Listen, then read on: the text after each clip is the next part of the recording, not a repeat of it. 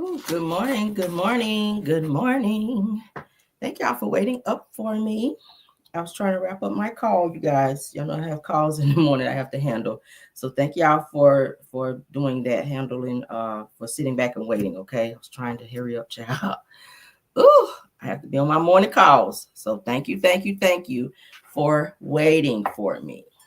Ooh, hot chocolate. How y'all doing? Happy Thursday, everyone. Happy Thursday. Y'all don't know why I feel like I'm getting sick a little bit. I went out in that damn air and now my throat is kind of feeling a little sore. So I had to take me some medicine last night, child. I'm gonna take some more today because I ain't trying to be sick out here.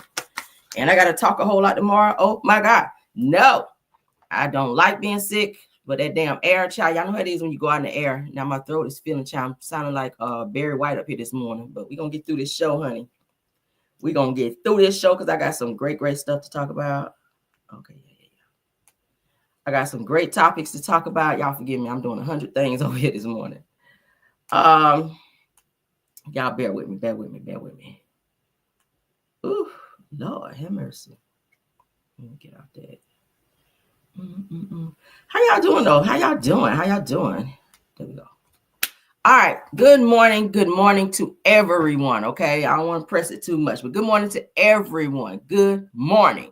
All right. Everything said in the video is alleged and in my opinion and is used for fair use and entertainment. Said drink some tea, honey. Yeah, I got some stuff here drinking, honey.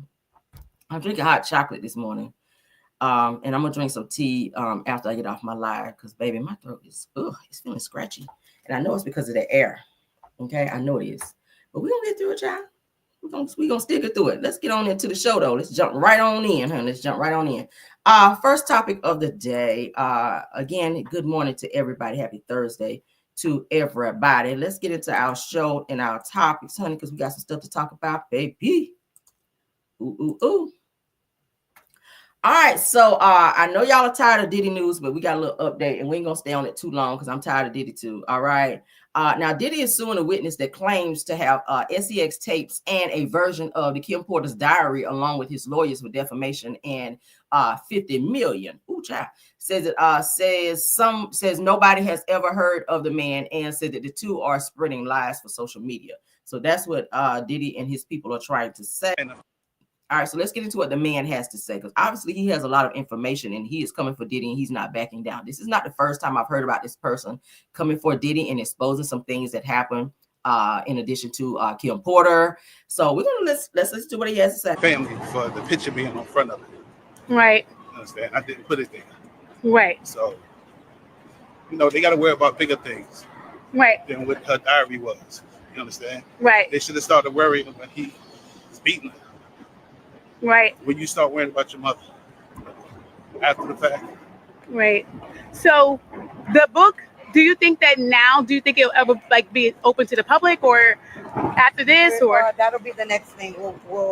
I've been contracted to go to Amazon and work out whatever legalities that may have existed prior so that we can republish the book. Wow, so the public will get to see her actual words and thoughts. So very soon, the actual unedited version. We'll be putting that out soon. So I'm wondering, do you own the rights, I guess, or how does that work? I guess the own rights was given to me, right? Okay. And the family for the picture being on front of it. Right. You understand? I didn't put it there. Right. So, all right, so they got to worry about bigger things. Right. Than what her diary was. Been in contact with you. I did watch your YouTube interview. I saw as of 2 weeks ago they haven't been in contact with you. What about today? Yes. So they have been in contact with you. Is that why you're here today? Yes. Okay. Homeland Security. Oh wow. So were you surprised or was that the call that you were kind of waiting for? Surprise. Oh. Do you feel like the interview had had anything to do with it or? Yes. Yeah. How do you know Sean Combs? Generation. Frank Lucas was my godfather and his father, and then we both was in the music business for 30 years together. So you personally know him? Not who person? Sean Combs. Not personally. But you know of him. He knows of you. Yeah, I used to be in Tupac, Hussein Fatal. He stopped a lot of my music. A lot of other people who didn't care about him. You understand? It's not around today. Right. So Stewart from Def Jam Records. Been in contact with you. I did watch you. You made a lot of allegations, right? Are you expected to eventually turn those things over, or well, that's what we're going to head over to do now. So we have a hearing now to determine what we're going to do in terms of what documents we'll have to turn over and what documents we do not. So why were you in court tonight? Just to give testimony to the grand jury. He was subpoenaed by the court. So as we all know, if you don't. All right, so as you guys can see, they do have a ongoing litigation against Diddy. Diddy is now pushing back, and he is suing for $50 million. Anytime somebody comes for Diddy and tries to expose him, he wants to be on this, I'm going to retaliate by suing you for this huge amount that he knows the other person doesn't have, as a means to try to quiet them down, okay? That is a form of harassment as well. And he tries to bully his way because he has enough money to do so. Now, they said that according to TMZ, shout out to them, and shout out to the Neighborhood Talk, says that Diddy also disputed Burgess' assertions that he received Kim Porter's memoir directly from her, noting that those closest to Porter, including her children and longtime roommate, have never heard of Burgess. It says that this lawsuit follows a cease and desist letter previously issued by Diddy's children, warning Burgess against releasing the alleged memoir. Now, they said in response that Mitchell called the lawsuit a pathetic ploy to silence victims and hinted at plans to countersue, accusing Diddy of dodging existing legal battles. It says that Diddy is suing Burgess, Mitchell, and News Nation, the outlet that he claims amplified the allegations, for defamation and seeks at least $50 million in damages. So this is another way that Diddy is trying to quiet his victims by doing so, okay?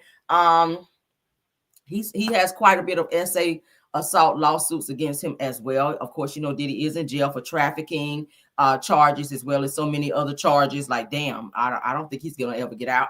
But I hand it to these people for speaking out and putting the story out there. For a long time, they've been trying to cover up what's happened with Kim Porter. For those of you that follow me, I actually read the book where it spelled out a lot of things and abuse that she also experienced at the hands of Diddy, and some things that she's seen. This woman talked about in that book that she was pregnant with her twins and was still being made by Diddy to do threesomes, which I thought that shit was so fucking nasty, because all kind of diseases could have been caught while she was carrying. But I take my hat off for anyone who stands up and fights for what they feel is right. So it's no different for this gentleman here. Hopefully they can win in this situation. So we'll keep our ear to the streets, and as we get updates, so will you. All right, let's move on. All right, thanks for everybody in the chat. Thank you for all the new subbies as well. I see you guys coming in. I see you coming in. Love you down. All right, let's get into the new topic here. We got a new update here. Jeannie calls the police child on young Jeezy. They still fighting. Now, it says that Jeannie calls the police after alleging being blocked from retrieving belongings at Jeezy's home months after their divorce. Now, from what I'm hearing, I think their divorce has been finalized. She's supposed to have been coming to pick up some things that she left behind. Don't know why you didn't move all that shit out. That's usually how you do. You get divorced. You know you're getting divorced. You're moving out. Get all your shit at that moment. You got enough money to pay movers to come and move all your shit up out of there. You ain't physically moving nothing. It's giving that you're not ready to completely let go. You know how people leave little stuff behind, leave a sock behind. I'm calling over there to get my sock. You ain't thought shit about no sock, but you leaving things behind so you'll have a reason to come back. That's what it gives. I'm sick of Jeannie. I am sick of this Jeezy situation. She is doing everything she can to embarrass the fuck out of this man because he did not want her anymore. Okay, girl, please take your egg roll eating ass somewhere and sit the fuck down. Take your egg foo young making ass somewhere and sit the fuck down. We're sick of you. Damn. Every other day. Y'all know people be doing that. Some of y'all don't want to let go of the nigga. Y'all done left some shit over there. I left my eyelashes that I wore the other day on your sink. I need that. Like, really? No, you just want a reason to come back over here.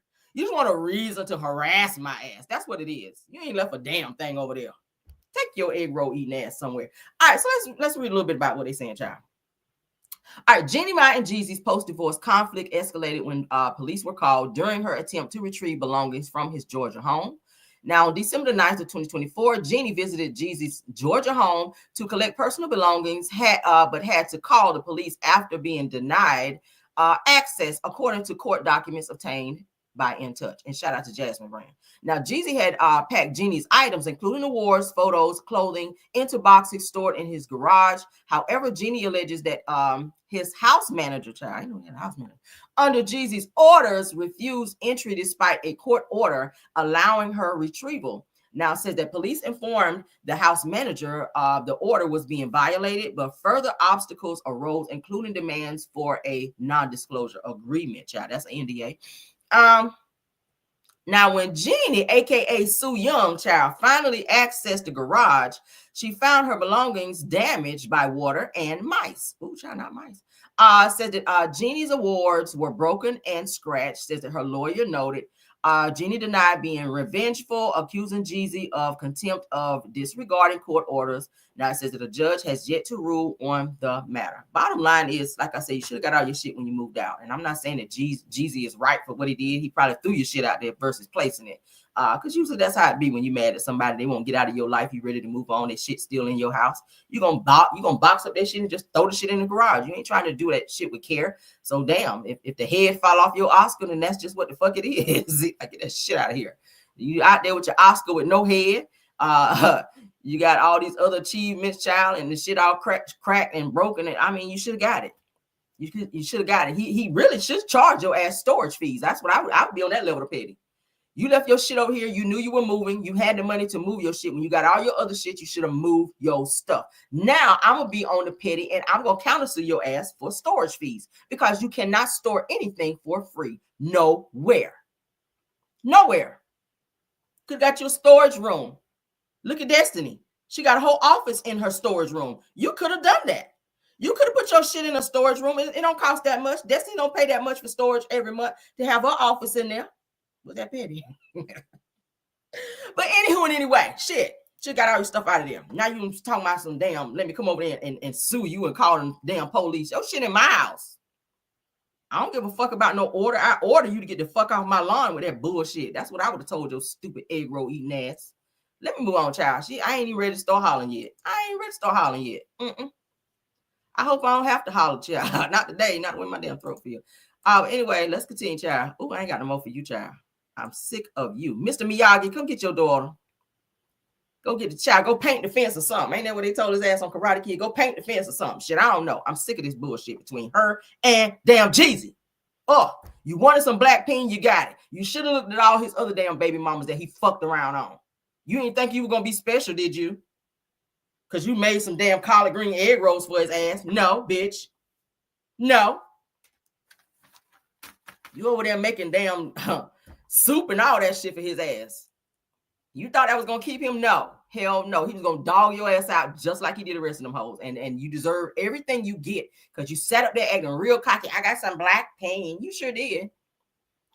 And you got that nigga action behind that shit too, because that's exactly how you treat him. Just like he treated baby mamas. He treated them like trash, and you don't do your homework on a nigga, guess what? Clock that T, clock it. Okay? You better clock that shit. And that's exactly what you're doing. Moving on, child. All right, Stevie Wonder, child. Stevie Wonder is speaking up, child. We don't really hear from Stevie unless he's performing somewhere. I said, real, please don't drink coffee. Child, I'm sick of him. Said that Stevie Wonder says that he is over following politics. Me too, Stevie. He says that this is too much bullshit. Y'all know that's how Stevie talks. Stevie talk a little fast. Okay.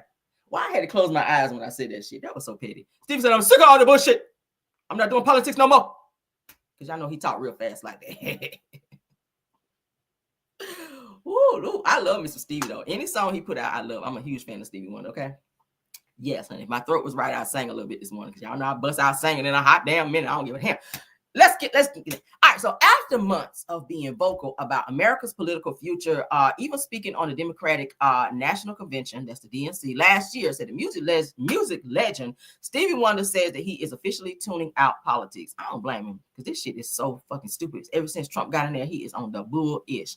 Now it says in a recent street interview with TMZ, shout out to them, shout out to the Jasmine brand, said that the 74-year-old icon was asked his thoughts about Trump's January 20th inauguration, admitting, he said, guess what? I don't follow politics anymore. That means I don't give a fuck. That's what Stevie was saying. He says that when asked about the ceremony coinciding with Martin Luther King Jr. Day, Stevie didn't hold back by adding, he said, it's too much bullshit. He says that I follow the truth. Ooh, not bullshit. It says that last August, Stevie delivered a powerful speech at the DNC, encouraging Americans to take action, passionately sharing. He says that now is the moment to understand where we are and what it will take to win. He says that win the broken hearts, win the disenchanted, win the angry spirits. Now is the time. He said that we must choose courage over complacency. Okay. He says that it seems that Stevie has grown weary, child, not weary, just days into Trump's presidency, which has already been marked by several controversial executive orders targeting immigration, the LGBTQ, barbecue community, and more. All right. It says that are they agreeing with Stevie Wonder to take on politics right now? Stevie is tired of the bullshit. I am too. I mean, damn. Like, he's like, look, don't call my ass up here to sing no fucking more. I'm tired. Don't lead me to the mic no more to any more of these political events to sing shit. I'm not getting on the keyboard. I ain't doing no more of this shit up there. I'm done. That's Stevie. That's Stevie telling y'all, stop inviting him to this bullshit. It's bad enough. He don't know where the fuck y'all taking him to. He can't see until he get to the fucking event and his mouth touch the mic like that. And he got to sing. And he said he's not doing that shit no more. All right. Yeah. Y'all done ran him up there. Mariah Carey had his ass up there at one of the events. She's supposed to be leading him up there to sing with her, and his ass about tripped over a cord. I said, see, bitch, not Stevie. Don't you make that man get up there and fall. That's Stevie Wonder. She up there holding his arm like this, like he a runaway child or some shit in the mall. I was like, what the fuck is going on here? About had that man trip over a cord, and he up there like this right here. You know Stevie be like that. She done laid his ass over there by that cord, and he about fell on stage. I said, oh, I can't forgive you for that right there, because that's Stevie. That's Stevie. It's a certain level of respect you got to have for Stevie, all right? I said, damn. He done went up there and bumped into the mic and shit. I was like, the fuck? Oh, my God. Man, about bust his lip up there on stage, about fell and about busted damn. He done walked up there on this shit here right there. I was like, what the fuck, Mariah? Ooh. Lord have mercy. Stevie, I'm sorry. I'm apologizing for you. I'm apologizing for you, Stevie, because I know that shit embarrassed you thoroughly. You couldn't see the people laughing at you, but they were. All right. I ain't laugh because I'm a fan. All right. But let's move on, child. That shit pissed me off. Okay. For real. It pissed me off. If y'all didn't get to see that shit, go Google it. Go YouTube it where Mariah about made Stevie ass fall on stage. I said, oh, hell no. We ain't about to do that. All right, but let's move on. Sorry, Stevie. I still love you, though. Okay. Love you down. All right. So, ooh, child. Not made a man fall on damn stage. All right, let's get into this next topic, child. A minister done up and cussed somebody out in the church house, child. I think I shared this with you guys before. Shout out to the North Carolina beat. This is where I saw it. Philadelphia's overseer Tariq White, honey, who is infamous for going off on the bishop, child, passes away, and he done cussed him out and all that in church now. And the Lord done called him home, child. I said, ooh, I hope it ain't have nothing to do with that cussing out of the bishop, child. All right, let's get into it. I encourage you whenever you have a service. I didn't say she had to stop worshiping God. You did. And don't worry about it. What I said was this. When you have a service, we want to make sure we start on time. One, that we don't have to rush the man or woman of God. Okay, so let me finish talking in my house. I don't give a damn about your house. God bless you, sir. That's not how you order. Like I And said, that's not protocol. God bless you, Trust and sir. believe me, I know. God bless you, sir. There are souls that are still here Come on, trying sir. to be free. And I didn't say that she didn't have to stop. I don't give a damn about no praising damn God. time limit. God bless you, sir. Who are you to tell God he can't do what he got to do? God bless you, sir. Whoa. We thank you for coming. When you leave out, please watch out for the step. God bless you. Ooh, child. That don't make no damn sense. God bless And you a you. bishop in the Lord's church? Here's the style now. God bless you. Don't put your hands on my shit. God bless you. Not on my shit. I encourage you. Yeah. God bless you. Child. Time's up. Oh. Ooh-wee. God bless you. Baby, when he looked back at him like that, that was a do something. That's that do something look. Everybody know what that look is. After you done thoroughly cuss somebody out and you look back at him like that, that's like do something. That's what that meant. Okay. I know how to translate violence, child. I know. That's what that meant. That look meant Pat Bishop, do something. Buck up. Okay. Get on your knuck if you, but what? Okay. Damn. Yeah, but see, this is why I go to Bedside Baptist, because ain't no fighting in my church. This church right here is totally violent. How you cuss out the bishop? Don't touch my shit. You tell the bishop that? Oh, no wonder the Lord was like, come on home. Come on. Nope. Grab all your stuff and come on home, baby. We about to take you right on to the king after that cussing out in the church house, child. Because that right there is team too much. Oh, it's acting out in church. That isn't, child. I would have been scared to act like that in church. I'm sorry. Because I told y'all I grew up, honey, Church of God in Christ. Ain't no way in the world you be talking like that in church. Especially standing in the pulpit. Like, that's like a sacred place. Baby, you can't be cussing out the bishop standing up there like that. You lucky you didn't get struck down. Baby, you lucky you didn't get struck down. That type of language in the church. Oh, baby, that's a holy place. No, ma'am. You don't talk like that in there. They said the devil called him home, said the Lord don't want that 50 miles. Right, you're right, Cassandra. You're right about that. You're right. The devil did go on to call him home. Hey, come on home. Take off that musky robe and bring it on home, sir. Take off your musky robe and bring it on home, child. I had to take a sip off that. That was too much. Yeah, he just passed away, child. Now, this says Philadelphia's own overseer Tariq White, honey, has passed away. According to family members, White left this world on January the 13th of 2025. Oh, that was recent. Under mysterious circumstances. Oh, Bishop, what you do? Allegedly. Bishop, what you do to him? Allegedly. Now, why? I think he might have laid hands on him, child. That's what it sounds like. Now, it says that while the cause of death remains unknown, speculations on social media suggest that an asthma attack may have been the cause. I think Bishop might have laid hands upon him. Allegedly. Anyway, of course, you guys, back in November of 2021, White went viral after a fire exchange with the Bishop child. And it said that the well-respected pastor of Chosen Generation in Trenton, New Jersey, okay? And he was chosen that day because he sure got cussed out thoroughly, baby. And I said that their altercation was captured on video, as you guys just saw, video that has now gained legendary status on the internet. It says that some are now speculating that the nature of White's death might be God's way of retribution for his public outbursts, child. Ooh, woo. Y'all saw what was said. We ain't got to read it again. We damn sure ain't gonna play it again. But he went off, baby, in church. I ain't never seen nobody act like that in church. Girl, oof. So they said mysterious circumstances is what caused his death. They don't know. I'm pretty sure by now, what's today? The 23rd. I'm pretty sure by now they've had an autopsy done or maybe scheduled to be done. And we're gonna have to find out what the hell happened with that. But he ain't here no more. And yeah, he gone. He is gone. Ooh, child. That's sad. That's sad. Nobody know what the hell happened. All right, now somebody else who's out here on the violence, child. A school teacher child in North Carolina. What's going on in North Carolina? Done slapped a student, child. Let's talk about it. Let's talk about it. Now, this never would have happened, child, when I was in school, because my mama didn't play that shit. You don't put your hands on me. If you got a problem with my child, you better call me. That's the attitude my mama had. You ain't about to spank my child. You're going to discipline my child. They act up, you call me. I'm the same way with mine. Don't touch mine, or whatever you do to mine, tenfold comes to you, okay? Now, elementary school teacher is arrested after reportedly slapping a student in South Carolina, child. Shout out to the National Black Guide on this one. All right? Let's go ahead and play the news thing on this child, because she out here slapping for kids. And County teacher who's now behind bars charged with cruelty to children. According to an incident report from the sheriff's office, Sharon Benson was arrested after smacking a student in the face 2 times on January 6th to get the student to wake up.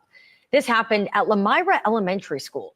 The report says the student fell asleep in another teacher's classroom, was pushed into the hallway, and felt Benson poking their chest lightly multiple times. The victim says they then felt a slap on the side of their face, fell to the floor, and hit their head. Sumter County School District says that she was placed on administrative leave on January 7th, and she resigned 3 days later. A statement from the district says in part, quote, the conduct of this employee is not indicative of Sumter School District's values and how we serve our children. Sumter County teacher who's now behind bars. Not mine. That could have been mine. That couldn't have been mine, baby. You slap a child that hard to where you knock them out their seat and they fall down and hit their head. That's you were back here with it. Hold on. You were back here with it. Bow. That's how you did that. That wasn't one of those. You way back here with it. Pow! That's how you hit him. That's assault. You're not supposed to touch anybody's child. They don't even do paddlings anymore. When I was in school, they had this thing called paddling, where the principal get the paddle, and you have to sign a consent form. By the parent have to sign a consent form to send this child to the office when they get acting up, and you get to go in there, child, and you get a paddling. Okay, when you get acting a fool, that's what they called it back then. They've taken that out of the school now, like they've taken prayer out of the school, and that's why these damn kids is crazy now. But this issue right here was very much so inappropriate. The teacher should not have done that. If you can't wake the child up, if the child is that sleepy, then you need to make a phone call to the parent and figure out why they're not getting enough rest at home and why they need to be sleeping in school. All right. And yeah, that's how you handle that. But to slap a child, now I get it. You trying to say, hey, wake up, like that. But don't do it in a forceful way where you leaving bruises and shit like that. And definitely don't be slapping them. You should never be none of that. No. That is assault. That is assault on a child. You can definitely go to jail behind that. If the parents wanted to press charges, they could. For you to slap a child, for them to fall and they injure themselves, suppose they would have gone into a coma, suppose they would have had anything could have happened with them hitting their heads. That's dangerous. Now it says that an elementary school teacher in South Carolina was arrested this week after she allegedly hit a student in the face twice. The teacher, Sharon Lewis Benson, was accused of hitting the student in an attempt to wake them up on Monday, January the 6th, says that the sister station WIS reported. Says that she was arrested more than a week later on January 14th. All right. That was most recently, child. These teachers out here is doing the absolute most, but they don't pay teachers enough to deal with a lot of these students in these schools. That's so disrespectful to teachers, and teachers don't get enough credit for what they do. Shout out to any of the teachers in my chat this morning. If you guys are out there teaching and trying to educate our kids, I appreciate you, because I want mine to be educated so he can go far in life. But bottom line is this teacher was wrong. You should never put your hands on a child in that way. All right. Thankfully, the parent did not go up there and act a fool, because these new age parents now, honey, they are crazier than the kids. They meeting people at bus stops and fighting kids and all this crazy type stuff. We are child. Thank y'all parents for not doing that. Handle that shit through the courts and through the schools. Okay. And I don't know if I could take my own advice if it was my child, because I don't play like that. But bottom line is that was uncouth. All right, it was. Keep your hands off these kids. Teach them. If they don't want to cooperate, there should be a school resource officer that can come and remove that child from the class if they're being unruly and they're not following within the guidelines of what you're asking them. Teachers should not have to be security officers and teachers. I'm gonna say it again. Teachers should not. They don't get paid enough for that bullshit, because these kids are fucking crazy this day and age. They do not get enough. They don't get paid enough to be security officers and teachers. These children don't have no fucking discipline. A lot of these kids run up in these teachers' face like they're a kid, like they're another child at the school, and that's uncool. No, I teach mine. You don't act like that. You don't act like that. If your teacher tell you to do something, you do it, just as if mommy was there. When you go to after school, they're in charge. That's how I teach mine. That's how I grew up. When an adult tell you to do something, they don't have to be your parent to tell you what to do. And parents, you need to teach your kids that, because you're teaching them to grow up in a world where there's rules and regulations that they have to follow. And when they don't, when they become an adult, they will be handled by what? The police. And then they're not going to be, coddling them like mama. They're going to tase the fuck out of them, and it's going to be worse. We've talked about this so many times. Teach your children at home. Whatever they do at home, they're going to do it at school. If you allow them to talk back at home, they're going to do it at school. And I'm so tired of the parents always say, I didn't know my child was doing that at school. Yes, the fuck you did. Because if they do at home, if they're talking back to you at home, what do you think they're doing at school? What do you think they're doing at school? If they cussing at home, and if you cussing them out at home, when they get to school, don't be surprised when they do it at school. And I don't know where they got that from. From you. From you. Absolutely from you. Stop acting surprised when your kids act a fucking fool at school and turn the school out. And you come up there fussing the teachers out, and all they're doing is their job when you didn't do yours. Raise your children accordingly and teach them to abide by rules and regulations. When you go to school, you're going to learn. It's not a place where you go and play until it's time for recess. A lot of these schools here now have no phone policy to where you can't even bring the phones in class because a lot of these kids sit on social media while the teachers are trying to teach. And then the parents want to come to the school and fuss out the teacher because their kids are bringing home Fs. You know why? Because they're not applying themselves. And it's not the teacher's fault. They're teaching. But if your child is not sitting there and applying themselves and taking in the knowledge that's being presented to them, that's not the teacher's fault. They should not have to stop teaching, walk around and tell a child to put their phone away when you have a child who is focused and trying to get knowledge and learn. But then you got this other child over here that's keeping other kids from learning because they want to act a fool. Like, stop it. And I'm not taking it for this teacher that we're talking about that slapped the child. That was totally wrong. Absolutely fucking not. Don't touch a child. But then again, she should not have had to stop teaching to check your child. All right? Period. Parents, just step it up. That's all I'm saying. I ain't trying to tell nobody how to raise their kids, but what I am saying is if you don't teach them discipline now, they will be disciplined as adults later when they become or when they come into the real world. Especially if you're raising sons, because that's a dangerous thing. The police don't care about our children, especially black men. I'm raising one in my house to respect authority. You don't say yeah to me. It's yes, ma'am. I'm old school with that. Yeah, who? I'm not one of your friends. Okay? When they go to school, it should be accordingly. Whatever you teach them at home, they're going to do. Let's move past this. All right? I think everybody get the point. You get the point. All right?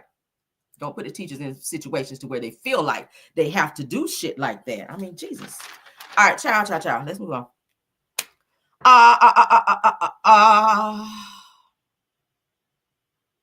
All right. So let's move into some stuff that I found. All right, we've been talking about this Naziah case all damn week. And we're going to talk about it a little bit more. I'm going to hit it and then I'm going to quit it. All right. I'm going to hit it and quit it. We ain't going to stay on it too long. All right. All right. So some new developments that I found. It said in the alleged, honey, that Annette, who is Naziah's grandmother, her son has spoken out on people saying that Annette is guilty in this situation with Naziah. All right. I have the audio, child. I thought it was one of her other daughters because, baby, he sounds just like a woman. I was like, who is this? He sounds just like a damn woman. I'm playing audio for you guys. Says he goes on to say that his mother never been a monster and says that there was never any CPS cases on the mom. Well, of course, whenever the children were questioned, they were coerced, according to what I heard, to not cooperate with authorities, which then, of course, no, there was no CPS, stuff against your mother because they told them not to cooperate. All right. But let's get into some stuff. All right. Because I got some videos I want to share with you guys that I pulled.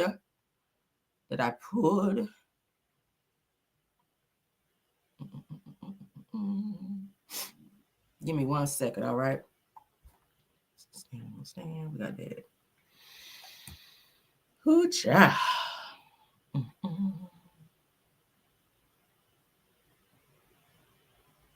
We're going to also talk about where Shannon actually testified to allowing Jarvis to pick up the children, which that should never have happened. All right. Let's get on this. He's tired of, Annette's son is tired of people revealing family secrets, according to him. All right. So hold on. Let's go back. All right, pause it. All right, so let's get into this, child. I said, who is this? It sounds just like a woman. Child. All right, is that it? I think that's it.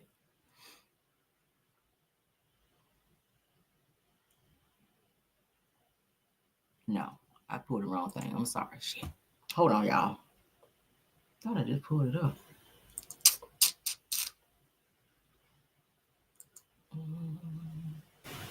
All right. Pause.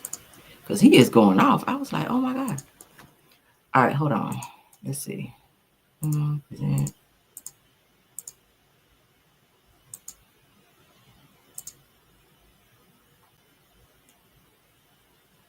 Do it this way. Fuck it. Oh, it's getting on my nerves. All right, here we go. Let's do it this way. All right, let's unmute so you guys can hear, child. Because child. Is that it?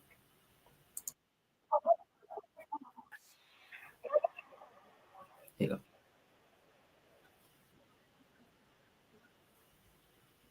Shout out to Yan Theory.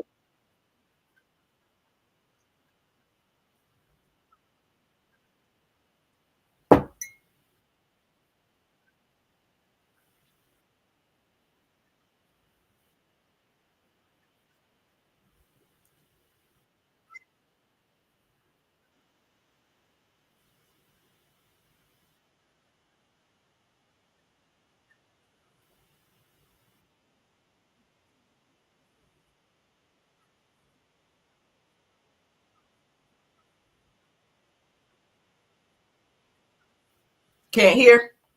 All right, hold on, guys. Hold on. There's some technical difficulties, y'all. Hold on. hold on. I'm going to get it back up. Hold on, child. Somebody said they can't hear. Let me try it again. I'm not sure what the hell happened. Yeah. Okay. Let's see if it comes up again. I'm sorry, guys. It ain't me, I promise. I'm sharing. Maybe we're having an issue with StreamYard, okay? You guys can see it on my screen now. Let's try to play it again. Shout out to Yan Theory, all right, because they actually captured this video. All right, here we go. This shit has pissed me Y'all hear? Put the fuck off. Here. My mother is not a monster. She's ain't never been a monster. She ain't never been a crooked ass woman. None of us ever was in CPS. I listened to the live yesterday, seeing that it was 5 of us. No, it's 7 of us. None of us was ever taken out of the fucking home. We was never in CPS. My mother never had a case on any of us. We was all raised under one sound roof. My mother worked 2 jobs. She was a hardworking ass woman. She didn't condone bullshit. And for family to get on the air and say that she condoned this and she condoned that, that's some bullshit. I mean, you because I'm sure if my mother didn't care about her grandchildren, why did she take the time to get the fuck up and get dressed and go to the school and to check at the school, go to the school and ask the principal? Well, my granddaughter didn't come home. They called the police right then and there. The police was at the school within 10 minutes.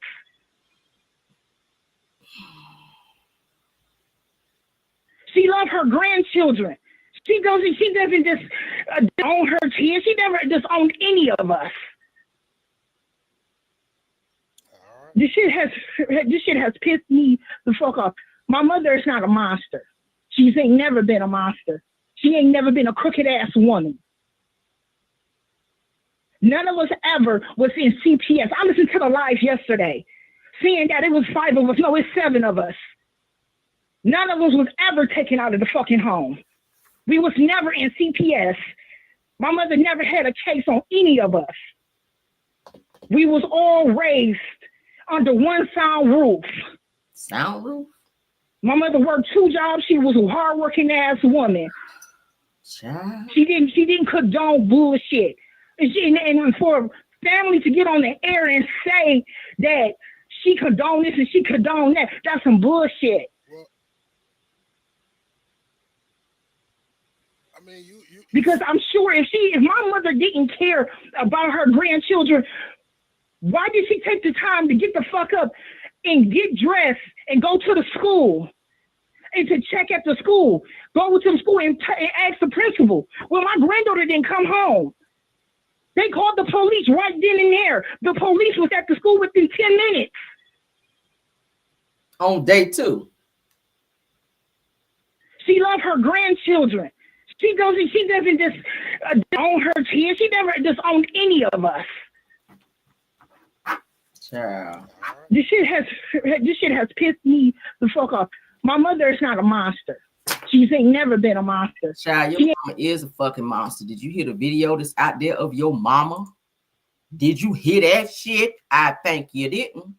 Okay, where she's screaming and cussing at the kids and then turning around talking about some let's pray. Them kids ain't trying to pray. They're trying to get the fuck out of there and go to school so they can get some peace from your mama who was out here talking crazy to them. This same mama that didn't go and report Naziah missing until 24 hours later. She went in there and took her wig off and got her ass in the bed and put on that big ass Walmart rollback gown and hopped her ass in the bed. And Shannon hopped her Michelin built bodied ass in the bed as well. And they thought about calling the fucking police. So I ain't trying to hear nothing about my mama. Put some bass in your voice, nigga. First of all, when you hop on a damn interview, want to be sitting here capping for somebody.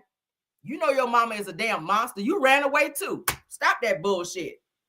They said all her kids ran away. What y'all running away from if she's a stand-up mama? That's what I want to damn know. Kids who are happy at home don't run away. I'm going to say it again.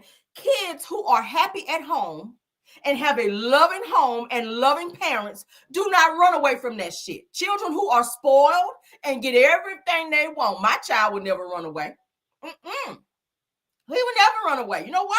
Because he's loved. He's spoiled as fuck. He got every pair of Jordan you can find. He ain't leaving that shit. Mine ain't leaving the Jordans to go wear Cads. He ain't doing that shit. But when children are unhappy, they leave that environment because they look for peace. They're looking for help. Your mother talked to those children like shit because she was getting a fucking check and she coerced them allegedly not to cooperate. So what we not gonna do is get up and I get it. That's your mama. You mad because everybody coming down on her ass. But the bitch didn't even want to do. And I said, bitch, and I use it very loosely. I think the bitch was fucking crazy. And the only reason she got up there and did that damn, little reporting thing they asked her to get up there and do. She didn't even want to do that. And the only reason she did it was because she didn't want people to look at her like her ass didn't care. You knew the whole time that fool was coming over there with them children in the house. You knew that. Shannon with her lying ass. We got to get in her too. Shannon with her lying ass. I'm going to stay on their ass. On this channel, I'm staying on Shannon's ass. I'm staying on Annette's ass and that other little Oompa Loompa twin sister. I'm on y'all ass on this channel. Oh, yeah. It ain't letting up. It ain't going to stop. I'm going to keep talking about that shit until till all their asses is locked the fuck up. The system failed these children, including Naziah. Oh, yeah, they did.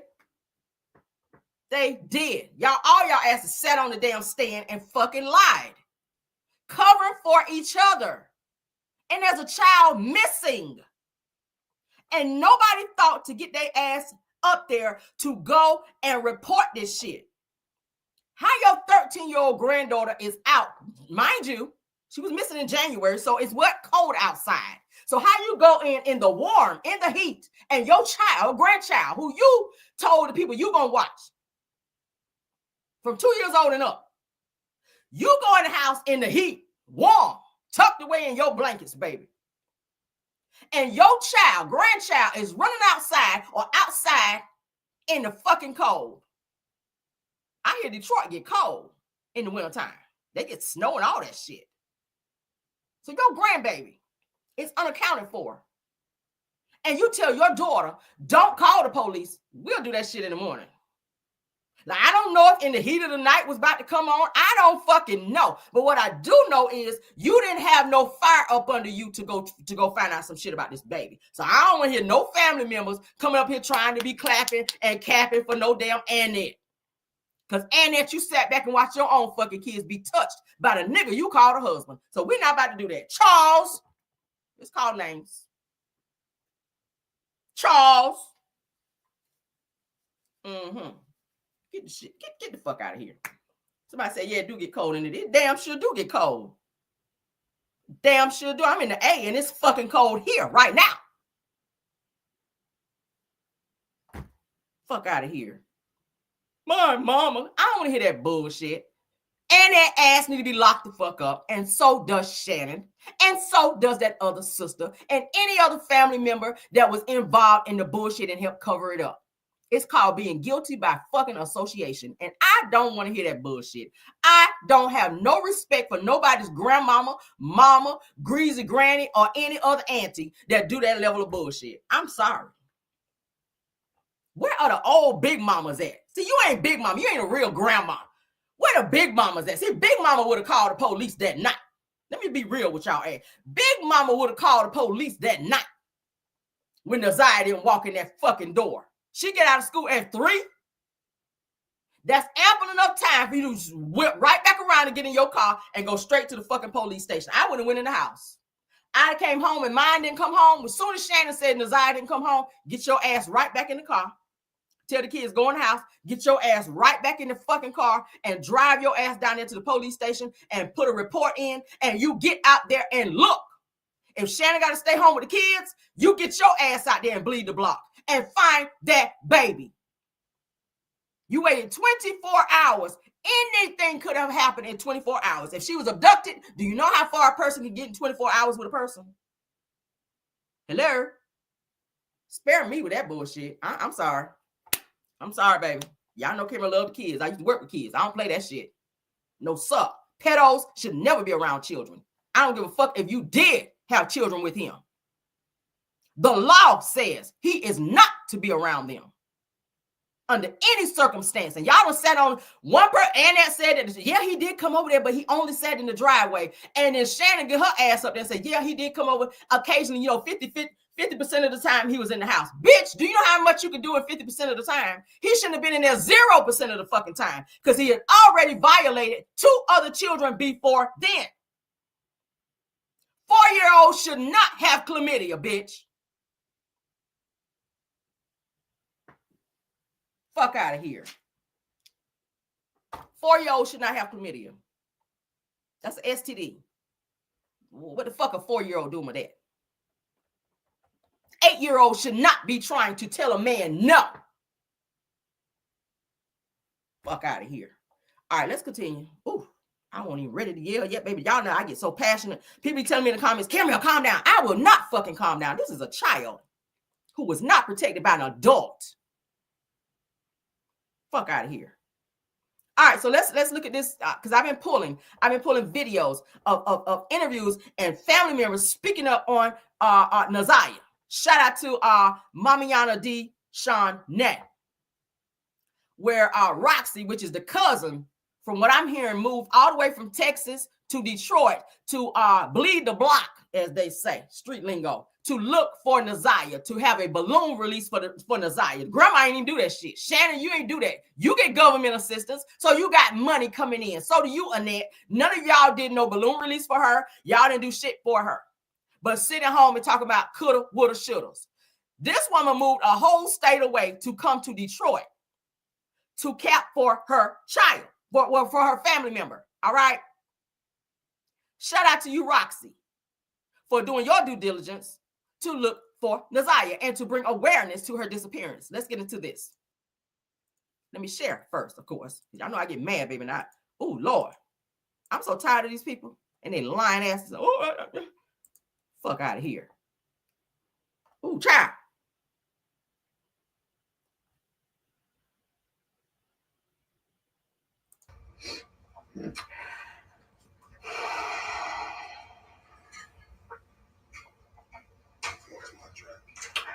I am going.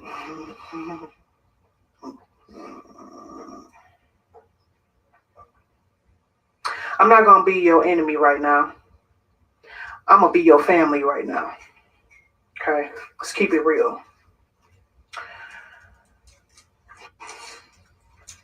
I don't want you to feel like what everyone is saying, like this is your fault. Okay? This is Roxy talking, the cousin. Did you know some things? Absolutely. Could you have prevented some things? Absolutely. Did you see the signs? Let's keep it real. Absolutely. That's already out. You have let a man, and those are nice words, using man, coming to your life like a Tasmanian devil and rip it completely apart. How is it ripped apart? You are being affected by this. Your children is being affected by this. Your sister is being affected by this. Shannon,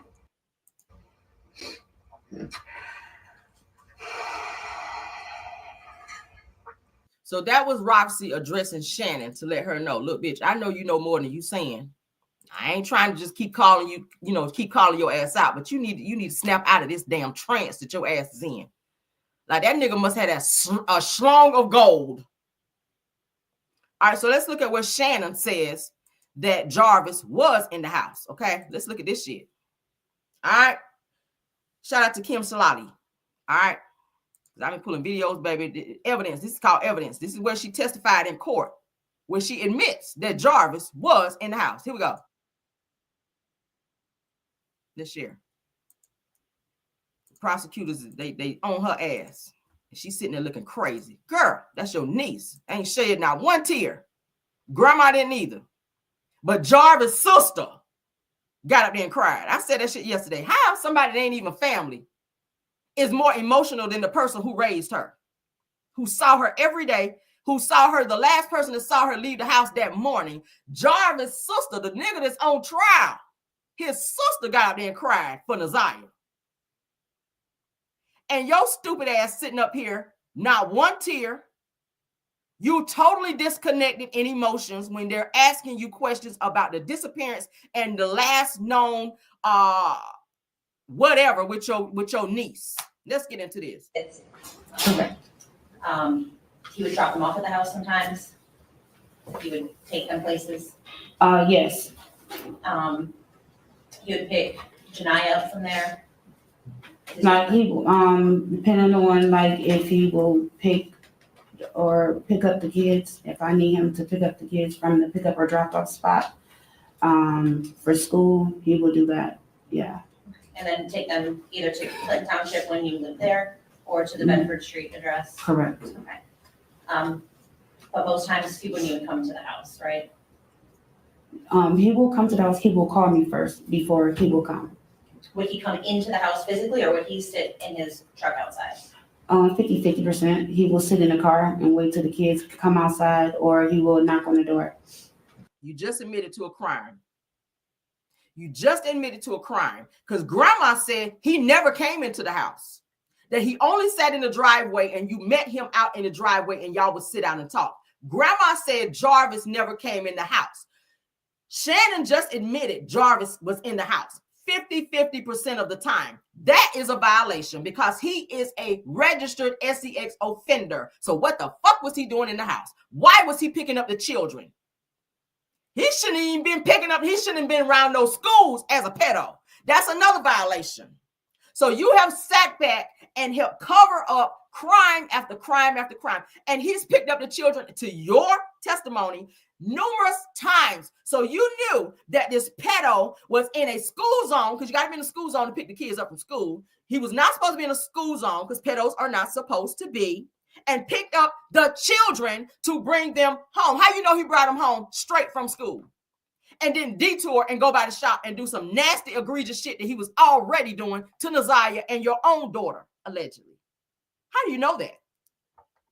You trusted someone who also violated you, Shannon, with your lying ass, because you sat up there in several interviews and said you met Jarvis and you and Jarvis started dating when you were 19. You covered up the fact that you really started seeing and dating Jarvis when you were 16, but you didn't want to say that because you didn't want him to look like a pedo that he is. You were 16 because he was messing with your twin sister before you. Let's go ahead and put that shit out there. Jarvis, the pedo, was not only messing, maybe he couldn't tell y'all apart because y'all are identical. Both of y'all look the same. Jarvis was not only messing with you, your sister 16, because she's a twin. Both of you guys were messing with Jarvis at the age of 16. But you said out loud, look at how the judge is looking at her like, bitch. What's up, Snatch by Diego? The judge looking at her like she just can go through her. You know a pedo is not supposed to be around children. So you called him with your lazy ass. You don't work. You don't got shit going on all day, but sitting home making children with a pedo. Get your ass up and go pick them kids up from school. What you calling a known pedo to go to the school and pick up your children and Naziah, who you know he was violating?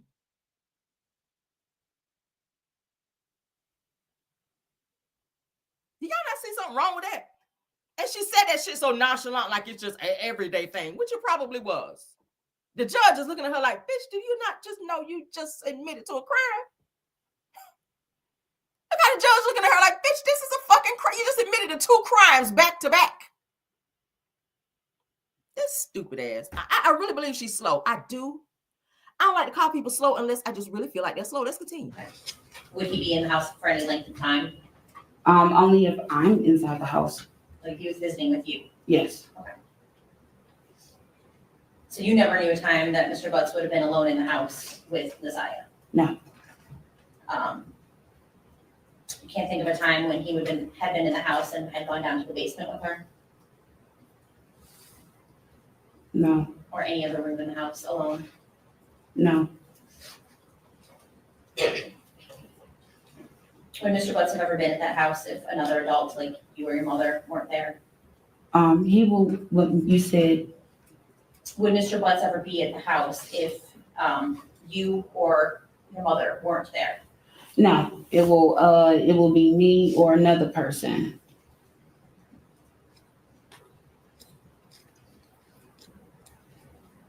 The idea that anything was going on between Mr. Butts and Naziah is shocking to you, right? Correct. You had no idea. No. You never noticed anything between Naziah and Mr. Butts that made you concerned? No. You never saw any inappropriate behavior? Not at all. You a mother of 5.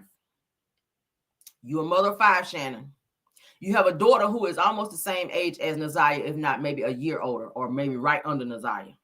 So you meaning to tell me, first of all, you already saw messages that was sent to Jarvis because you cussed him out. It's text messages to prove that you knew inappropriate behavior was going on between Jarvis and Naziah by conversation, and you saw pictures that were sent from Naziah to Jarvis because you cussed him out about it.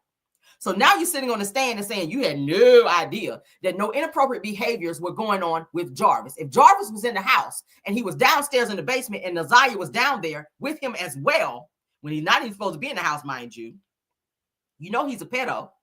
What the fuck do you think was going on? You knew some inappropriate shit was going on because your niece was walking around you pregnant.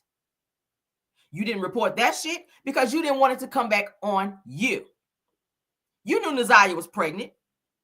Y'all buy her pads. You knew she was pregnant because you could see it in her face. You've been pregnant 5 times, and any mother that's ever been pregnant and you see somebody else, you can see it. Grandmothers can tell you when you're pregnant. Grandmas can tell you who the baby daddy is, and they don't need a fucking paternity test. That's just how on it grandma's supposed to be. And I don't know what the hell going on with you. If you want to know if the child belongs to your child, take the baby to grandma's house, and grandma gonna be like, that ain't your baby. Am I right? Put it in chat. Grandma be like, that ain't your baby. And ain't had not one paternity test. And as soon as you go take the test, that ain't your baby. How grandmas know it, I don't know. But that's how on it grandmas be. So you telling me that a 13-year-old girl walking around, who we all know and have seen from her pictures to be a very small girl, have now started filling out and is plump, and she's missed her cycle, not 1 month, not 2 months, not 3 months, but going into 4 months. She was almost 4 to 5 months from what I saw, pregnant. So you've had 5 children, and nothing clicked in you to say that this pedo been around your niece, downstairs with your niece, inappropriate conversations where you saw her asking him for sexual favors that she forgot to delete. She's sending him nasty pictures. You don't think any inappropriate interactions were done between Jarvis and Naziah? I'm just saying. I was grown when I was pregnant with my son, and my grandma knew before I told her. I ain't had to tell her a damn thing. She knew. She knew. I ain't even told her. I was grown. My grandma knew before I told her that I was pregnant. That's how I own it. Grandma, real grandmas. I'm talking about big mama, not the annex of the grandma, not them kind.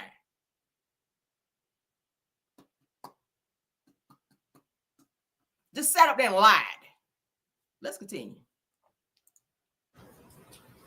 You didn't notice Mr. Butts paying any special attention to her? No. Certainly, if you had noticed that, that would have caused you concern. Yeah, it would have raised a whole bunch of red flags. Likely, you wouldn't have invited him into the house, correct? Correct.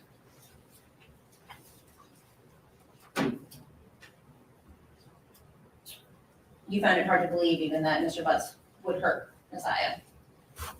But I won't know. I don't know what he will do if a person's back is up against the wall.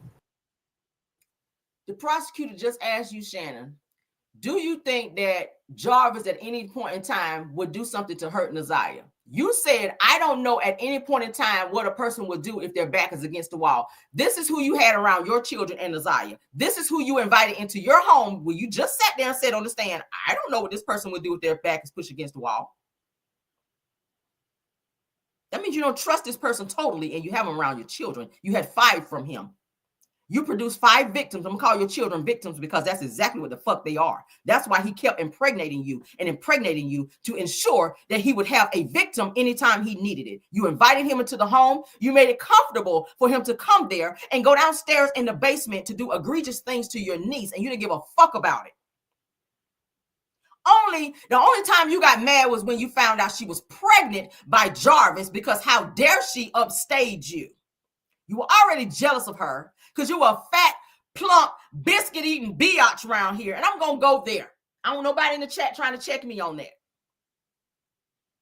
45 biscuit-eating bitch sitting up there jealous of a 13-year-old child. And the only time you became bothered and concerned is when you found out she was pregnant because you felt that she was one-upping you like the other hoes he messed with, the other 20 that you were in competition with, being a whole sister wife to all his hoes. So you were upset and mad at a 13-year-old that you knew was sleeping with your boyfriend.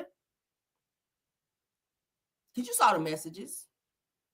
Ramon, I'm done. Y'all, we read it yesterday. Don't contact me no more, Ramon. The fuck out of here. I don't know what he would do.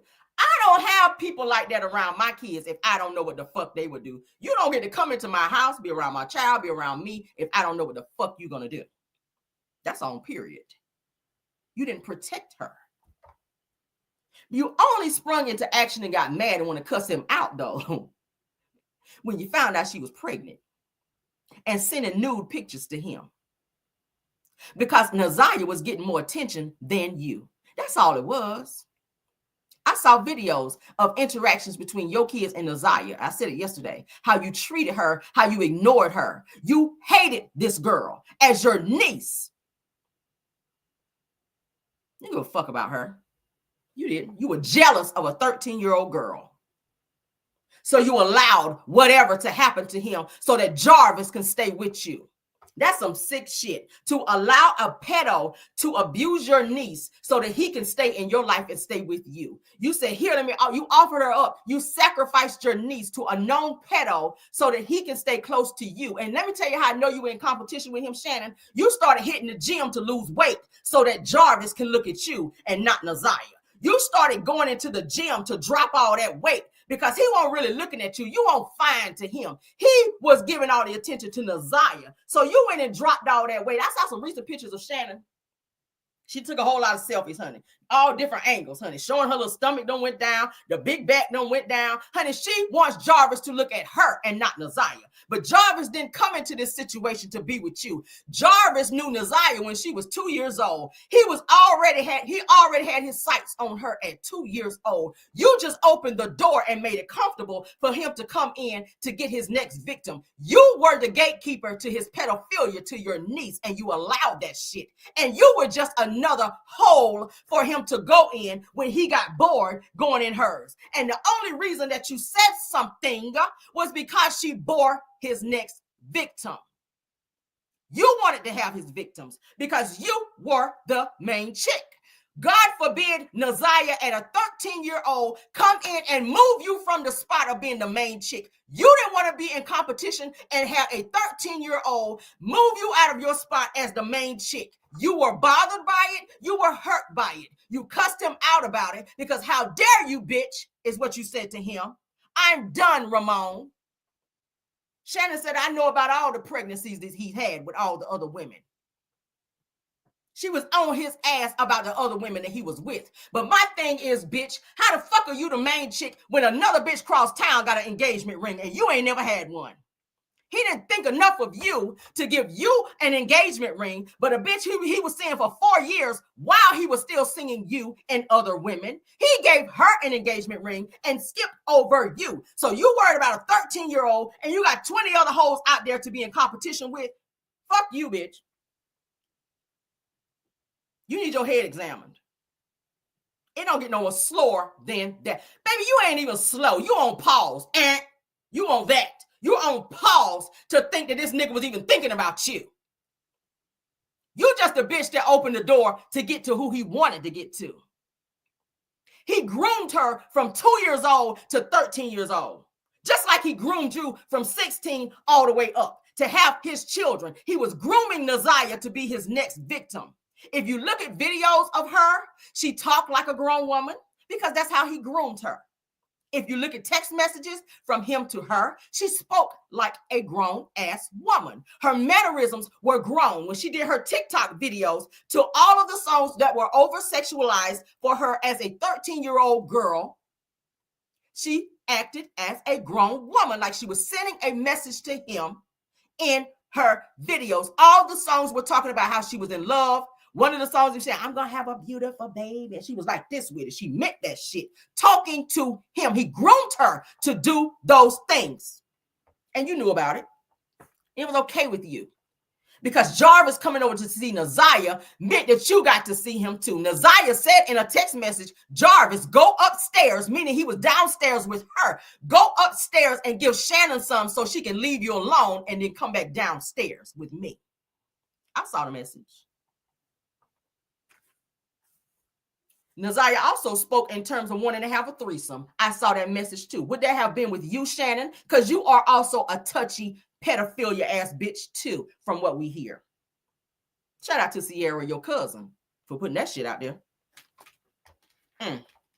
Covering up for a pedo, and the bitch still putting money on his books, and you know this nigga unalived your niece because he was scared that he got her pregnant, and that would have opened the door and kicked the damn door down for CPS to come in, snatch the kids, including yours.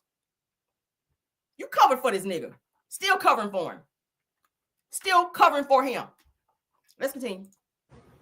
But the thought of that was hard for you, at least at one point, to believe, correct? Correct.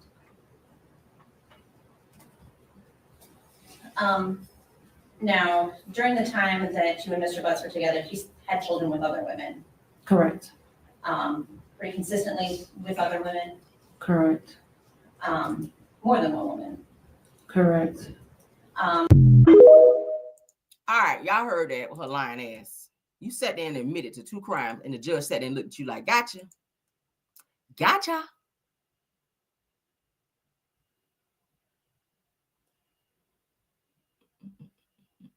All right, so I'm gonna play this one, then we gotta move on.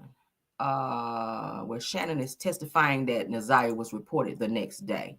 Very nonchalant when she said this shit too. Listen to this. All right, we're gonna play this, then we gotta move on. Okay? Gotta move on. Gotta move on. Gotta move on. All right. Hold on. Let's see. All right, Shannon reported her missing the next day. Let's get into it.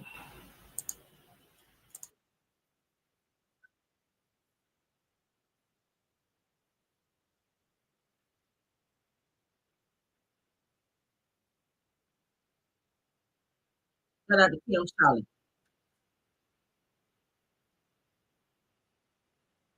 Can y'all hear? Can y'all hear? Put one of y'all can hear.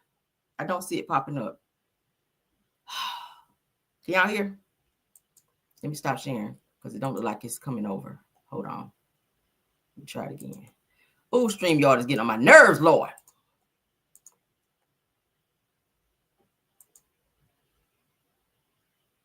Let's see if that's it. Okay, I think this might be it. Let's see.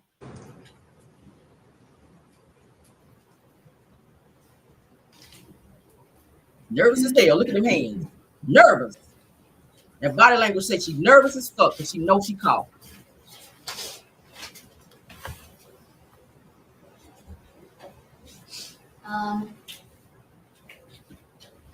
Shannon, did you know Naziah to have a pair of red and black Nike shoes? Yes. Okay. And y'all can't hear? Can y'all hear now? If I showed you a picture of them, would you be able to identify them? Yes. Okay.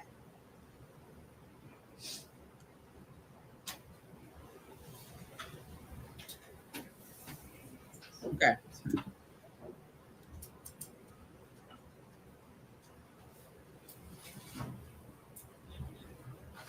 Erin, may I approach? Yes. And for the record, this is going to be from People's Proposed Exhibit 14, and it'll be picture 34. Do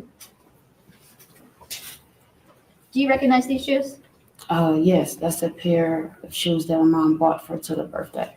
Okay, thank you. No tears. Still no tears. Now, back on the 9th, you said your mom was going to file a police report in the morning. Correct. Okay. Did you go with her to file a police report in the morning? No, it was my older sister. Okay. Did you do anything on the 10th as it relates to trying to find Naziah? Yes. We went out. I and some others went out to go get some pictures, made copies.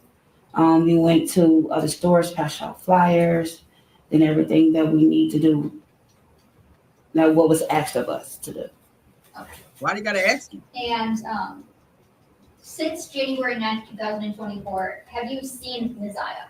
No. Have you, since January 9th, 2024, have you heard from Naziah? No.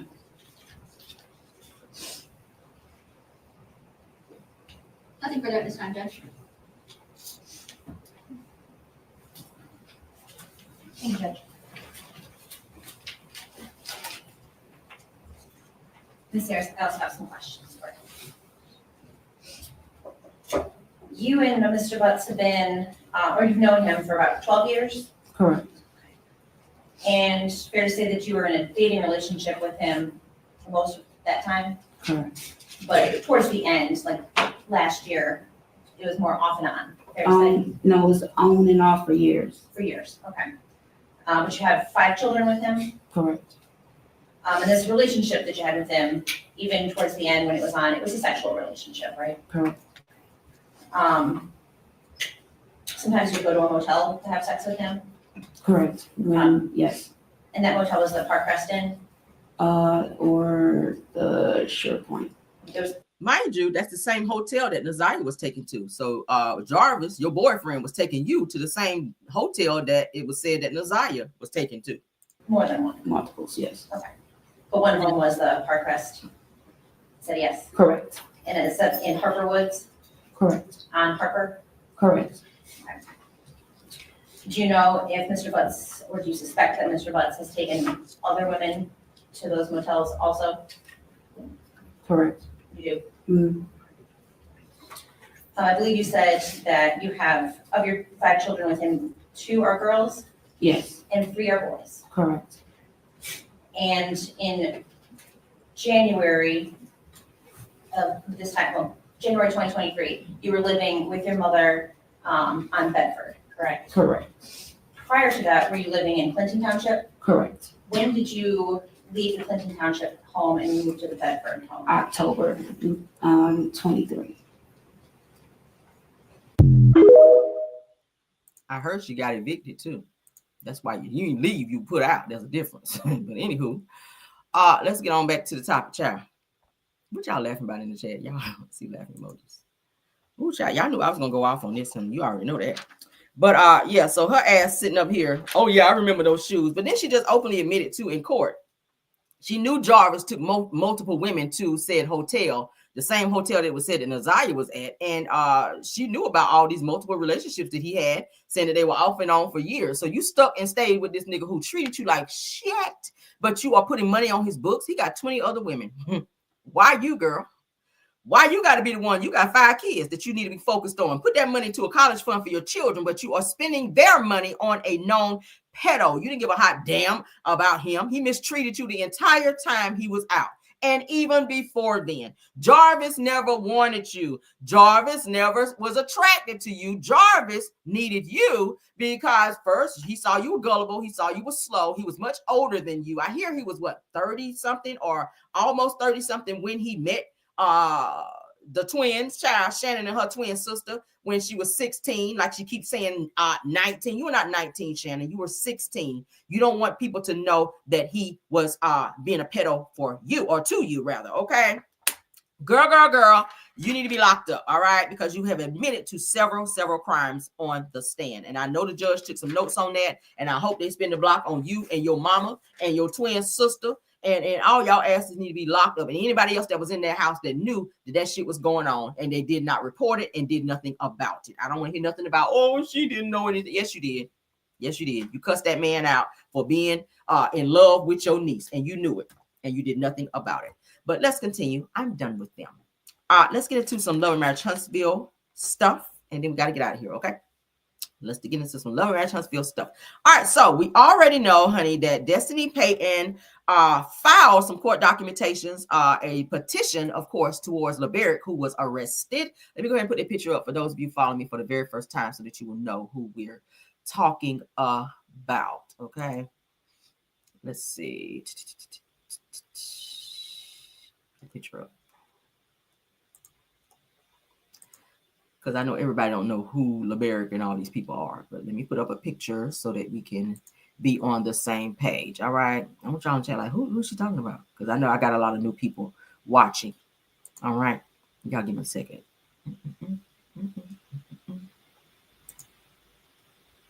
Hold on.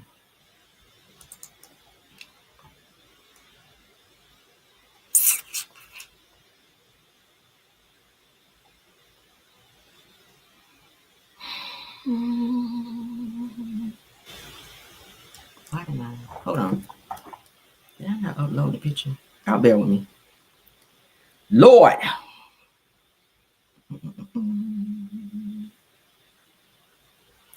Okay. Let's put this picture up. Right here. Let's put this one up. Let me upload this right quick, guys. Then we're going to continue, okay? Usually I be ready, but child, you got a lot of stuff going on at one time. All right. Let me upload this so we can get to it. Boom. Thank God it came right up too. Ooh. All right. So let me go ahead and share my screen so you guys will see who we're talking about. All right. Okay. So I'm going to leave that up while we're talking so you guys can see who we're talking about. Destiny Payton Williams from Love and Marriage Huntsville. On the right is her ex-husband, LeBerick Williams. All right.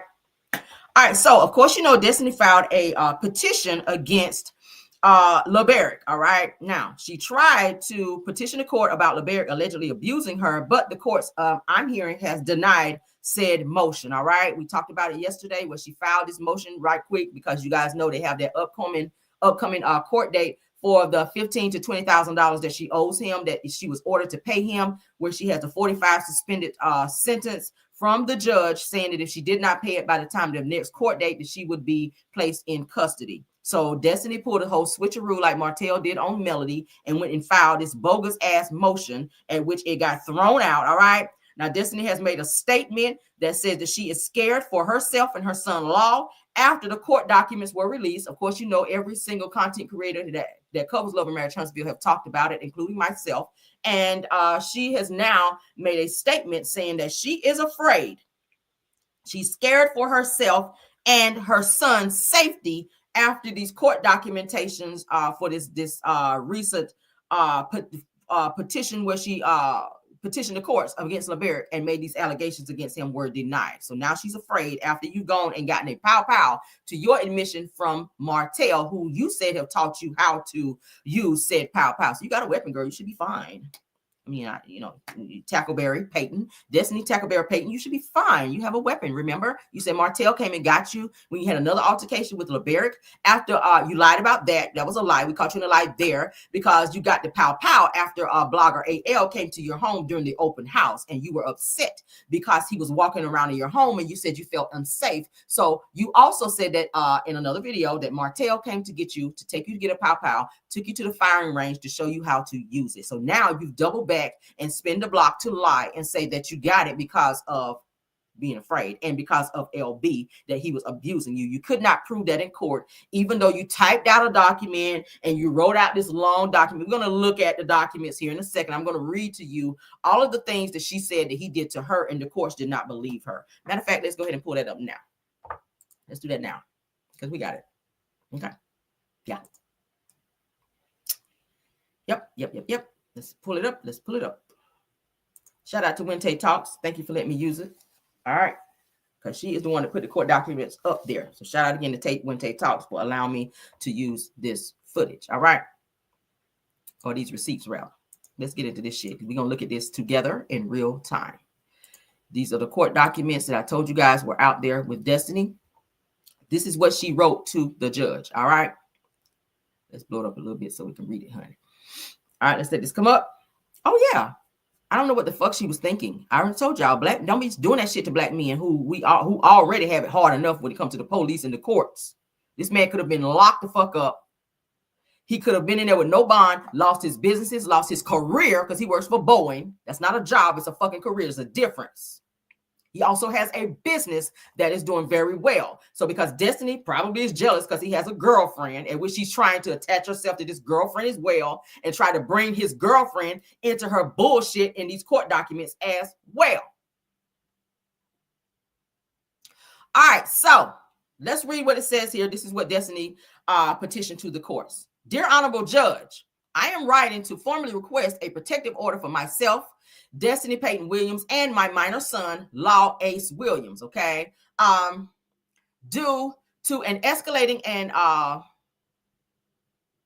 documented history of DV, harassment, and child endangerment involving LeBaric Williams.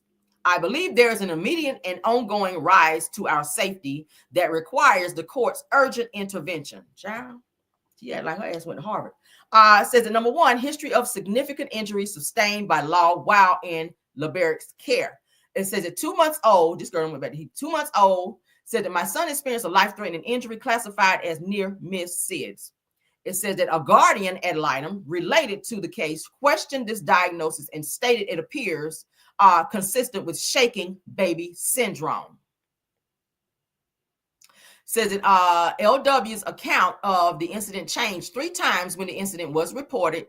Says that since this incident, my son has experienced developmental delays, including speech delays, which has been rather said to be in line with shaken baby syndrome. Says that at 2 years old, my son sustained physical injuries, including a something about a hematoma and edema while in LeBaric's care. All right. It says that LeBaric did not take Law in for medical care. It says a 2-hour safety that requires the court intervention. Hold on.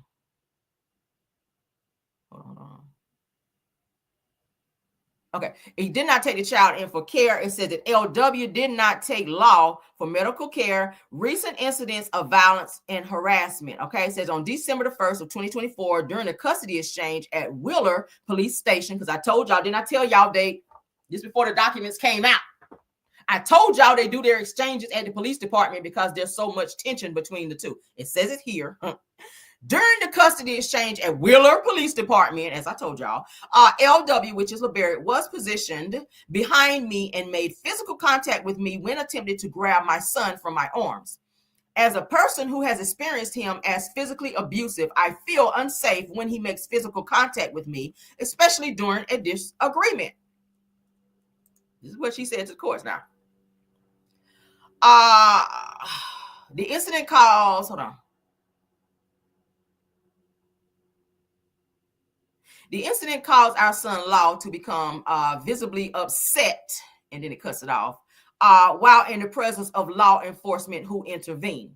Now, on March of 2024, during another custody exchange, LW, which is LeBaric, threw my son's medication to the ground and began being verbally abusive in the presence of my son, prompting police intervention. It says that he became argumentative with the officers who instructed him to leave the building and had to come from behind the desk after his commands were being ignored. It said that a report was filed documenting this event. LW, which is LeBaric, regularly sends harassing messages via telecommunications to me that are verbally abusive and unrelated to co-parenting. It says that number 3, exposure to violence. It says that my son has witnessed violent behavior at LW on multiple occasions, which is LeBaric. It says that, for example, he has witnessed physical abuse by his father and has made statements such as daddy is scary and daddy is angry and daddy's scary. Says that his current girlfriend is also scared. How would you know that? You don't hang around her. It says that LW's current girlfriend, has disclosed being physically abused by him, that is an ongoing pattern of DV towards his partner that has persisted since our marriage. It says that such as strangulation during my pregnancy with our child and attacking me during delivery of mutual child, and police report was made. Says that there's photographic evidence of bruises and angulation marks provided from current girlfriend. Also, some of these current incidents occurred in my son's presence. We're going to just read it and then we're going to talk about it. It says that LW, which is LeBaric, can be observed using abusive language such as name calling and intended of myself and my son via telecommunications, despite his awareness that the communication can be monitored. It says that request for relief. All right. It says that in light of these concerns, I respectfully request the following. 1, a protective order for myself and my minor son. 2, temporary sole custody of my son to ensure his immediate safety. We know what that's about, child support. 3, appointment of a new guardian ad litem to independently evaluate my son's well-being and the history of abuse. Conclusion, the Child Advocacy Center teachers and therapists have expressed concern, all documented, about my son's emotional dysregulation, which correlates with the exposure to traumatic events. Considering LeBaric's history of physical abuse and his current and previous partners and the documented injuries to my son's care, while in his care rather, says I am pleading with the courts to prioritize the safety and well-being for my child and me. Let's go back to number 2.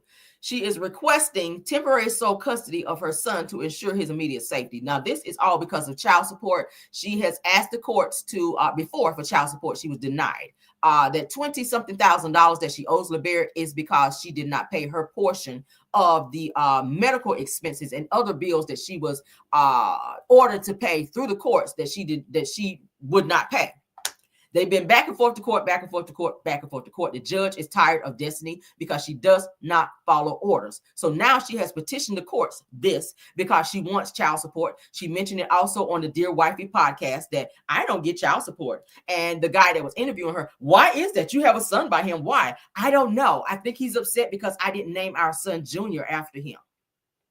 No, it's because you didn't pay said ordered bills that you were ordered to pay. So now it's let me throw this abuse thing around because you have this foundation that you're also trying to push, and these candles, these Alibaba candles that you've also attached to this foundation to look like the victim in order to hash up a new storyline to secure your spot on next season's Love and Marriage Huntsville, because there's rumors that you're going to be fired. So this was an attempt to, and desperation, of course. And it sounds like some shit that Martell would have probably prompted her to do, because he's done the very same thing to Melody. He's asked for child support. The courts denied it. He's run to do different motions right before court to get things thrown off and continued. So this was a means for Destiny to try to put things off and to continue it, to give her more time to get this money up, or to stall the courts because she don't have the money. And she knows that a 45-day suspended sentence is on her. And it was told to her the last time they were in court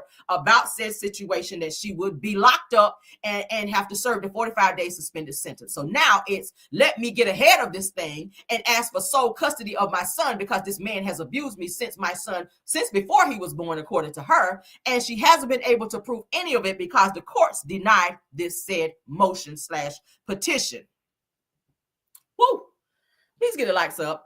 It says that the Child Advocacy Center teachers and therapists have expressed concerns, all documented. If all of these things that you said are documented, if you have pictures, if you have videos, if you have documentation, proof from police reports and all of these other things, if you submitted all of those things through court and they did not take those things into consideration, something's going on with the court. Maybe Alabama court is flawed, because I don't see them having all of this evidence against a man who you say is this violent, not only towards yourself, but to your son and former girlfriends, including the current one, and they do nothing about it and continue to allow this child to be in his custody whenever it's time for him to pick him up. So they denied your complete petition to them, motion rather, of everything that you've spelled out in this paperwork. Let's continue, because there's more. All right, so again, shout out to Wente Talks. This is the petition for protected from abuse. All right, of course, this is the court case number. Of course, they blocked it out. As you guys can see, checked here, Destiny Payton Williams and LaBarrett Williams. It says, and Law Williams, which is their son. All right, so this is real paperwork here, guys. As you guys can see, it's in the Madison County Courthouse. It says the defendant is 43 years old. It says that I am requesting a petition order, a change in a current, what is it? Hold up. Protection order. All right, that's what she's checked off. She also checked off that made the plaintiff afraid that plaintiff would be seriously injured. She checked that off. She also said that was tortured and willfully abused the plaintiff's children and her child multiple times. She also checked off tried to do one or more of the acts in this sections, stalked the plaintiff. So she's saying he's stalking her, but how you know everything going on with his girlfriend when you're not friends with her? She also, of course, like she said, tortured or willfully abused the plaintiff and children multiple times. It also says here, explain the abuse that has happened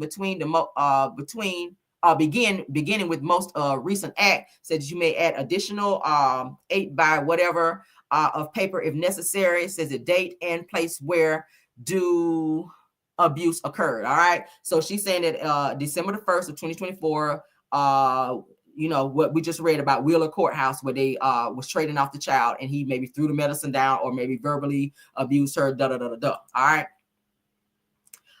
She says, see attached documents, stalking. This is Destiny's writing, stalking, harassment, intimidation, physical contact. This is what she's saying he did to her. She said the defendant was recently arrested, DV. Now, see how she spin the block? She hurried up and did that and then put that shit in there. Defendant was recently arrested, DV harassment.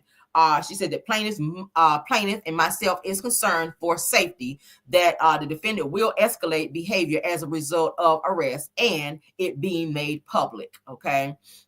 She goes on to say that no, she checks no, if yes, the county and what is that state where it was issued, and something else she checked off at the bottom that we cannot see. But these are the court documentations in court of what Destiny has put out there, and she's using this arrest in order to get full custody of this child so that she can get child support. And she's using the fact that she was abused and she went all the way back until before she actually had said child. My thing is, why were these things not reported then? Why is there not a police report of him angulating you? Why is there not a police report of him doing all the verbal things that you said he did? He got away from you. He filed for divorce, okay? And it's no coincidence that every single person that detached himself from you, you do this, Destiny. You came after Melody. You did all these things towards Melody, trying to have all these accusations towards her in terms of saying she's doing these things to you. You're doing the same thing right now to Sonny. She has detached herself from you. You did the very same thing to Moses. He did the same thing to him as soon as he detached himself from you. Everybody that detached himself from you, you pull this bullshit and act like a victim, and it has to stop. You put all these things, all this shit you wrote out and typed out to the courts and presented it to them in this motion in terms of trying to make LeBaric look like the unfit parent, the person who is abusing you, harassing you, stalking you, intimidating you, and the court saw none of it. They saw none of it. If these things were true, I'm going by what court documentation say right here. The courts say bullshit, because had these things been done and it was proven through court documentation, if there's a police report, they're going to call the police officer in there and say, what is your account in terms of what happened on this day? If there's a police report showing that he was aggressive, stalking, not following police commands on set day, where the police had to come from behind the counter and reprimand him for not listening and being still aggressive when he told him to pipe down. Those things would have been testified in court by said officer that had something to do with this situation. But it's giving that you did not have concrete evidence, and it's giving that you're using this victim thing to, one, boost your social media presence, two, become this victim to boost your fan base. You're trying to take something out of the book in terms of trying to be like, maybe like Melody Cherie, in terms of Melody turning her pain into what she is now. And I'm not saying that was a bad thing, but what I'm saying is she spoke out and she talked about the things that she went through with Martell, at which that did grow her fan base, because she had women who could, relate to what she was going through, and they became a fan because of that. They support her businesses. Destiny has several online businesses that she's trying to promote, including a DV candle, including a foundation that we now hear has already been a foundation since before she put it out there. So now it's let me go and get him arrested to have more concrete evidence against my baby daddy, LeBaric, in order to show that there is a mugshot out there against him. And also I have all of these documents that I've kept along the way in terms of, let me go back to when I was married to him and say that these things were done to me. There is a track record of your abuse as well, Destiny. You are aggressive as well. So for you to paint someone else to be something that we've seen you to be is very diabolical, baby. You have been seen several times on television, just like Martell, being aggressive. So there's no way you can stand in court and act like the victim when you just proposition someone to come outside so that you can fight them on national television, because they chose to get married to someone that you used to deal with. And now you're trying to become buddy-buddy with LeBaric's girlfriends so that you can keep tabs on what he's doing and who he's doing, so that you can use that as a means to say, this person told me this person told me that. You did the same thing with Moses in terms of jumping up in Sonny's face on a episode of Love and Marriage Huntsville at Stormy's event, where you was locked in a room talking shit to Sonny about her husband at the time, in terms of saying all his side pieces came to you and was telling him stuff about telling you stuff about Moses, and you had all these receipts on Moses from his side chicks when you forgot you were a side chick. How you got all these receipts on other people, but ain't got no receipts when it's time to go to court? Because obviously they threw this shit out. You got receipts on everybody else. Mars, they said we got a troll. Can you get that troll up out of here, please? Always when I'm talking about Destiny and them, Love and Marriage Huntsville bullshit, here come the trolls. You ain't got to agree with what I'm saying. I'm showing court documentation that the shit is legit true in terms of what happened and how it happened. She definitely is violent. You definitely have violent tendencies, baby. You have violent tendencies. If your son seen violent tendencies, he definitely had to see it from you. If your son is screaming out in videos where your ass is sitting online, if he's screaming out, don't unalive me, and his father is nowhere in the house, he's talking to you. So why would your son, who you say needs to be protected from his father, be telling you to not unalive him? He's seen some violence towards you, or from you rather. I'm going to say it again. Your son was heard on a recent video, Destiny, telling you not to unalive him. And you told him to shut up and not say that. And he repeated it over and over and began screaming in the video. Where did he get that from? Where did he get that from? I didn't see nowhere in these documents where you said that your son screamed out that his father or was telling his father not to unalive him. I don't believe this man was shaking his child to give him no shaking syndrome. I don't believe that. I don't believe that. And the courts did not either. So you don't get to monetize from trying to destroy people that detach themselves from you, Destiny. And that's the problem. The real person, and I'm going to say this again, the real person that you mad at, baby, is your mama. The person that has not been able to be there for you, you already talked about it. You didn't want to go and stay with your daddy. You wanted to stay with your mother, but your mother could not get herself together. You've already said, I don't have a village. So now what are you doing? Trying to destroy your village, the same person who takes care of your son, who buys some things, who financially does what needs to be done for your son because your finances are not where they need to be. You're fighting to stay on the show, to be violent and show violent tendencies and protect a known devier, Martell, on this damn show. How does a victim hang with a devier? How does a victim hang with someone who put out revenge P on their wife who they used to be close friends with? How? How does that work for you? How does that work for you, Destiny? You put all these things in these court documents, page after page after page. This thing was 8 pages long. She typed out stuff, she wrote out stuff, and submitted this shit to the courts, and the judge said, no, thank you. Get the fuck out of my court with this bullshit. That's what the court said. I ain't say it. You talking about he's being aggressive, baby. Check your aggression. Your aggression level is, you over here with it. See, we ain't seen his shit, but we seen yours. So I got to go over here with it. I'm going to leave the courts because we've seen you in action, baby. You picked up a chair to hit Stormy. That was aggressive on national television. And that was not acting. You, girl, you. You did that shit. Verbal harassment? What you just tell Sonny? Come outside, let me dog walk you. That's a threat. That's threatening communication right there. That's a crime, baby. If Sonny wanted to spin the block on that shit and file and press charges and get a restraining order on you, bitch, you won't be able to speak on her, be around her, none of that. That's a crime. That's threatening somebody. You got to watch your mouth when you get mad, bitch, and that's your problem. You can't control yourself as an adult. You are out of control, just like Martell. He do the same shit. I said, no wonder they hang together. The same bullshit. But you want to call somebody else out on their violence? Girl, bye. Girl, bye. The Lulu. Let's move on. Ciao, ciao, ciao. Ciao, ciao, ciao. Let's get into Laticia Scott. And this is our last topic, okay? Let's get into her. Court documents don't lie, baby. Court documents don't lie. Courts do not throw out these types of things. They look into, especially when it comes to children, violence on children, they look way into that shit. They look into that shit. So if you don't have concrete evidence, yeah, they're going to throw that shit out.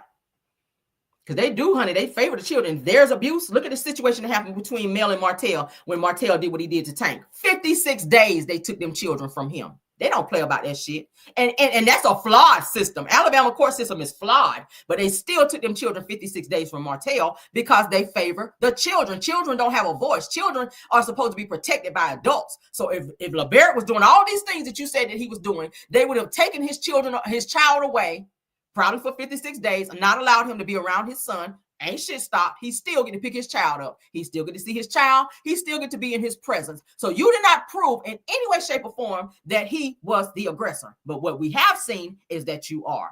Let's move on. Laticia Scott is in trouble with the brand Just For Me. Let me go ahead and share my screen. Shout out to my subscriber who sent me this. And shout out to blogger Layla LaShawn, because this is where I actually saw it. I was like, oh, I knew this shit was coming. I knew this bullshit was coming, honey. Tisha. Out here on the bull-ish. All right, so let's pull up what we're actually talking about. I'm gonna spin the black back to it. All right, so this is what we're looking at. You guys see it on my screen. All right, so Laticia Scott is in trouble with the brand Just For Me. She was reported. She was reported to the brand Just For Me. Now, you guys see on the box, on the screen, I used to use Just For Me when I was young as a perm for my head. My mother got me the Just For Me perm. I think everybody that probably had a perm in their head probably used Just For Me. So when you see this box, you automatically know before you even read the wording, just because of the way the box is. It's the same box that's been the same way all this time. It's never changed. That is their brand. That is how it looks. Laticia has adopted that by putting her children on the box. The way it's changed, she changed the wording from Just For Me to Just For Us. This is, of course, a copyrighted company, and they have requested that Tisha take that shit down. Okay, let's get into it. Now, she created a hair care brand for her daughters and used the original Just For Me box to promote her kids' hair care products. Okay, she's also talked about in videos how she's teaching her children how to navigate in business and how to run a business, but you cannot teach them that when it's a copyrighted business. Okay, that's gonna get them sued like hell. All right. We've seen several things that Tisha has used in terms of teaching her children and opening up businesses for her children to monetize from when these are already copyrighted companies, already ideas that have been put out there. Just For Me has been out for years. Okay. Now she is teaching her daughters how to promote copyrighted businesses and calling these businesses their own. As you guys can see, like I said on my screen, I'll blow it up some more for those of you that can't see good, honey, like Miss Annette over there in court. Couldn't see Jarvis sitting over there when his ass was sitting right there. Just For Us is what Tisha calls her kids' hair care products. This is the same box, same color, same wording, same lettering, all of that. We saw the same thing, and I'll say it again with Melody's brand. What is it? MB. Y'all know Melody's brand was MB, which was mommy. What is it? Embrace. Tisha came back and did MB Mommy Business. The same lettering, same coloring, same everything. All right. We know about Nicki Minaj's. Let me go back. Nicki Minaj's Pink Friday. She has also adopted that as well for her daughter's brand, Pink Friday. We know that it's owned by Nicki Minaj. She does the Pink Friday tour. She does the Pink Friday album. She has done the Pink Friday. We know about that. She said, we got the best popping deal of the season, child. All right, so now that's another thing that she's also taken. But Just For Me has asked Tisha to take it down. Tisha has been reported to the Just For Me brand, and she's had to remove that from her website in terms of promoting that. Okay, so she's changed, like I said, as you guys can see, Just For Me, from Just For Me to Just For Us, and she was ordered to take said stuff down because that's not a brand that she owns. You cannot. It's too close. It's too close to use Just For Us when we already know Just For Me. Everybody knows Just For Me. You go in the store, you know Just For Me. All right. Here it is again, what she's promoting, Just For Us. Pampering our hair, pamper our heart. Okay, she's using her daughter to promote that. All right. Just For Us, as you guys can see. We'll blow it up. Just For Us. Okay. Here it is again, Just For Us, with her two daughters. She put what's inside. She didn't want to tell what was inside the products before. Oh, you got to buy it first. You have to buy the product and look on the back of the product, and then you see what in the product. So now, I guess she got a lot of pushback and kickback for people saying we don't want to buy the products until we know what's in it, because a lot of people have allergies. A lot of people are allergic to certain things that's in certain products. So that's why people ask. They want to support because it's a Black business. But if you don't want to tell and you're withholding what is in said products, then people don't want to promote. So now she has started putting what's in this product. It says what's inside. Okay. She really didn't put what's inside. She just explained what it was. Okay. But there you go. I ain't reading all that shit because I don't care like that. All right, here we go again. This is the original box. As you guys can see, Macy and Mildew, child, Just For Us. Pamper your hair, pamper your heart, soft, hydrating. It's the same stuff that Just For Me say on their box. With shea butter, all that there is what Just For Me says on their box. Same lettering, same color, same everything. All right. Here's her daughter right here promoting the nail polish line that I told you guys was Miller. Something in Miller. It's another little girl's business that also has the nail polish line, and it's the same. When I tell y'all it's the very same, I pulled it up. Okay, two little twin girls who started a nail polish line. Tisha has started a nail polish line, and she has also used the same bottle, the same lettering, the same little logo thing on the front as well to promote her daughter's business as well. That's there. You guys can look it up. The same nail polish. She's now promoting nail polish line. The same. The same nail polish line from an already open business from 2 little twin girls. All right. And now she is doing the same thing with her girls. As you guys can see, Pink Friday tour. All right, that's Nicki Minaj. She owns the Pink Friday. She's already patented that because that is her tour. That is what she uses on her albums. As you guys can see, pre-sale sign up, Nicki Minaj Pink Friday 2 World Tour. All right, you see that? Y'all see that? Ella and Mila, you guys see that?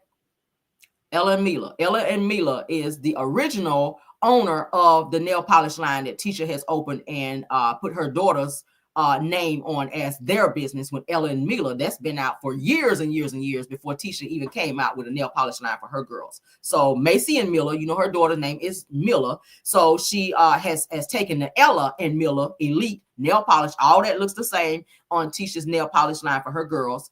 And she probably gonna have to take that shit down soon, but so she has created a nail polish line when Ella and Mila was already out. She's used the Pink Friday logo when we already know Nicki Minaj has patented that. And we know about the Just For Me, which she has changed to Just For Us. So Just For Me has, I'm here and reached out to Tisha and asked her to take that shit down because that is their business. Okay. It's already patented, branded by them, the whole 9. Okay. And we know I'm late in my 40s and I used Just For Me when I was a kid. So that shit been out for a very long time. All right, but that is it and that is all. That is it and that is all. I will see you guys later on today because I have another call coming up at 11 o'clock sharp. So I got to get off here so that I can attend to that. All right. So I will see you guys later. I'm pretty sure it's going to be some more things that I can talk to you guys about, more tea. So I'll be popping in and out on you guys periodically through the day. If you guys enjoyed the video, which I hope you did, I worked really hard today. Please don't forget to like the video, share the video, and subscribe to the channel so that you will be privy to more information. All right, let's stop sharing. Get back to my main screen. Thank you to my mods for doing an awesome job. Bill Wilson, KBR Tyra, and Scorpion Mist. Thank you all for doing an awesome job of keeping the trolling down. I saw we did have a troll in there today, and y'all handled it. Thank you so much.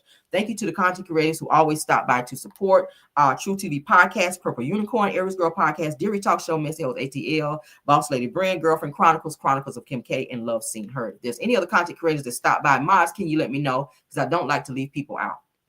Do we have any other mods that any other content creators that I did not mention in the chat today so that I can thank them as well for coming by and supporting my channel? Please don't forget to go over all the content creators I just mentioned. Y'all check them out, like the video, support them as well because they always support me. Thank you to all the new subscribers for coming over and supporting the channel as well. I love you guys down. You are official Caramellians now, okay? That's a huge thing, all right?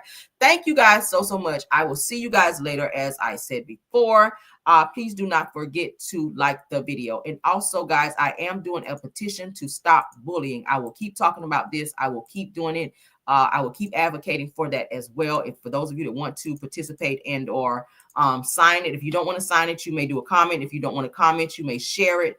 But please go over, check it out, read it in its entirety, and sign off on that if you can. If you will, to support non-bullying and harassment on social media. Everyone should be able to come on social media to speak to whomever they want to, visit whichever channel they want to without feeling intimidated in any way, shape, or form. All right. So thank you guys so much for your support on that. And until next time, I will see you guys later. Bye.